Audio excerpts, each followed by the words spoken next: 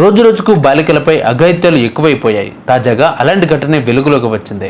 మేనమామగా భావించిన దగ్గర బంధువే మానవ మృగమై అపంజోపం తెలియని బాలికపై అత్యాచారానికి ఒడిగట్టాడు.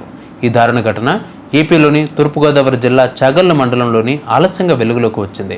తల్లిదండ్రుల ఆలనాపాలన లేదని, అమ్మమ్మ దగ్గర ఉంటుందని తెలిసి బాలికను నమ్మించి దారుణానికి ఒడిగట్టాడు.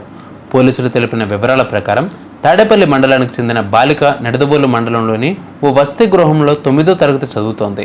తల్లి జీవనోపాధి నిమిత్తం గల్ఫ్లో ఉండగా తండ్రి వేరుగా ఉంటున్నారు.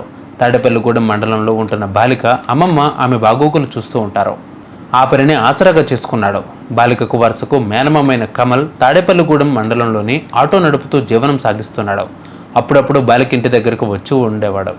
బాలిక ఆధార్ కార్డులో మార్పులు చేయాల్సి రావడంతో ఈ నెల 14న ఆమె అమ్మమ్మ కమల్కు 100 రూపాయలు ఇచ్చి పంపించి ఆధార్ కార్డు పనిచేయాల్సిందిగా కోరింది.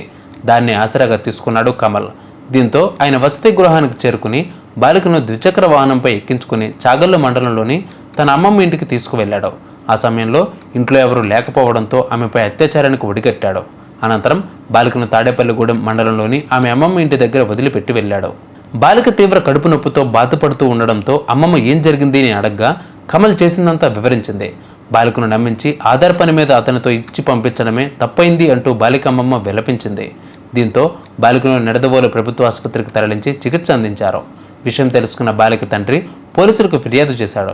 కమల్పై పోక్సో కేసు నమోదు చేసి దర్యాప్తు చేస్తున్నట్లు ఎస్ఐ కె నరేంద్ర తెలిపారు.